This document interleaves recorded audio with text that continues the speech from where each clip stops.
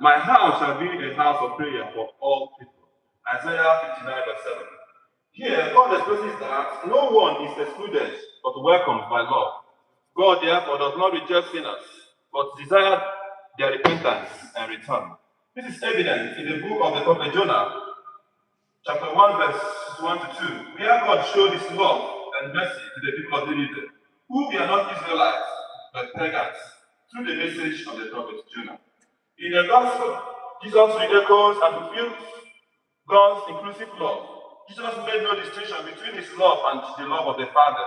Instead, he says to his disciples, "As the Father has loved me, so I have loved you. Abide in my love.